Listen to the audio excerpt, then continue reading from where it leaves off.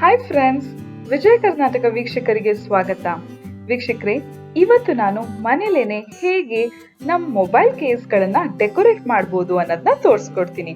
ನೀವ್ ನೋಡ್ತಾ ಇದ್ದೀರಾ ವಿಜಯ್ ಕರ್ನಾಟಕ. ವೀಕ್ಷಕರೇ, ನಾವು ಮೊಬೈಲ್ ಕೇಸಸ್ ನ ಎಷ್ಟೊಂದು ವೆರೈಟಿ ಆಫ್ ಡಿಸೈನ್ಸ್ ಅಲ್ಲಿ ನೋಡಿರ್ತೀವಿ. ಆದ್ರೆ ಇವತ್ತು ನಾನು ಉಲನ್ ದಾರಗಳಲ್ಲಿ ಹೇಗ್ ಡಿಸೈನ್ ಮಾಡ್ಕೊಬಹುದು ಅನ್ನೋದನ್ನ ತೋರಿಸ್ತೀನಿ. ಇದನ್ ಮಾಡ್ಕೊಳ್ಳೋದಿಕ್ಕೆ ನಾನು ಇಟ್ಕೊಂಡಿರೋದು ಉಲನ್ ದಾರಗಳು, ಆಮೇಲೆ ಮೊಬೈಲ್ ಕೇಸು. ನೀವು ಹಳೆ ಮೊಬೈಲ್ ಕೇಸ್ ಆದ್ರೂ ತಗೊಬಹುದು, ಇಲ್ಲಾಂದ್ರೆ ಈ ರೀತಿ ಪ್ಲೇನ್ ಕೇಸ್ ಆದ್ರೂ ತಗೊಬಹುದು.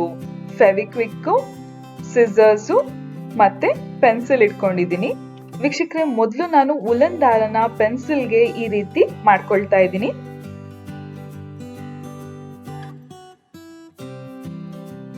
ವೀಕ್ಷಕರೇ, ಈ ಉಲನ್ ದಾರನ ಪೆನ್ನಲ್ಲೇ ಮಾಡ್ಬೇಕು ಅಂತ ಇಲ್ಲ, ಬೇಕಿದ್ರೆ ನೀವು ಐಸ್ ಕ್ರೀಮ್ ಸ್ಟಿಕ್ ಅಲ್ಲೂ ಮಾಡ್ಕೊಬಹುದು.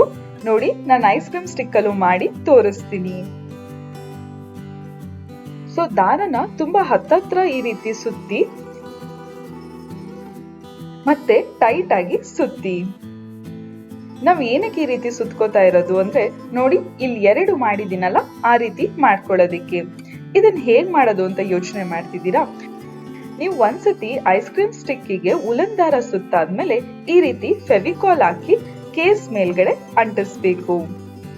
ಮೊಬೈಲ್ ಕೇಸ್ ಮೇಲೆ ಅಂಟೋದಿಕ್ಕೆ ಸ್ವಲ್ಪ ಪ್ರೆಷರ್ ಬಿಡಿ, ಅವಾಗ ಬೇಗ ಅಂಟುತ್ತೆ. ನೆಕ್ಸ್ಟ್ ಮಧ್ಯದಲ್ಲಿ ಏನಾದ್ರೂ ಮಾರ್ಕ್ ಮಾಡ್ಕೊಳ್ಳಿ, ಪೆನ್ಸಿಲ್ ಅಲ್ಲೋ ಇಲ್ಲಾಂದ್ರೆ ಪೆನ್ ಅಲ್ಲೋ ಮಾರ್ಕ್ ಮಾಡ್ಕೊಳ್ಳಿ. ಕರೆಕ್ಟ್ ಮಧ್ಯದಕ್ಕೆ ಬ್ಲೇಡ್ ಅಲ್ಲಿ ನೀವು ಕಟ್ ಮಾಡಬೇಕು.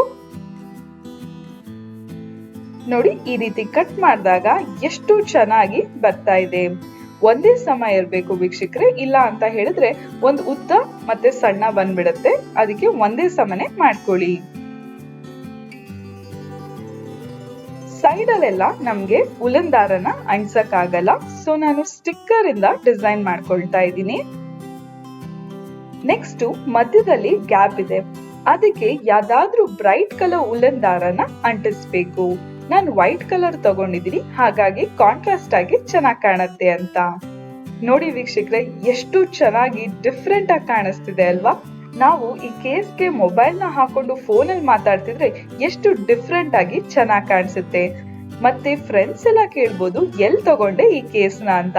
ಅವಾಗ ನಾವೇ ಮಾಡ್ಕೊಂಡ್ವಿ ಅನ್ನೋದಕ್ಕೆ ಎಷ್ಟು ಖುಷಿ ಆಗತ್ತಲ್ವಾ? ನೀವು ಕೂಡ ಟ್ರೈ ಮಾಡಿ ನೋಡಿ. ಮುಂದಿನ ಸಂಚಿಕೆಯಲ್ಲಿ ಇನ್ನೊಂದು ಕೈಕಸೂತಿ ಬಗ್ಗೆ ತಿಳಿಸ್ಕೊಡ್ತೀನಿ. ಈ ವಿಡಿಯೋ ಇಷ್ಟ ಆದಲ್ಲಿ ಲೈಕ್ ಮಾಡಿ, ಕಮೆಂಟ್ ಮಾಡಿ, ಶೇರ್ ಮಾಡಿ. ಇನ್ನು ವಿಜಯ್ ಕರ್ನಾಟಕ ಚಾನೆಲ್ ನ ಸಬ್ಸ್ಕ್ರೈಬ್ ಮಾಡಿಲ್ಲ ಅಂದ್ರೆ ಸಬ್ಸ್ಕ್ರೈಬ್ ಮಾಡೋದಕ್ಕೆ ಮರಿಬೇಡಿ.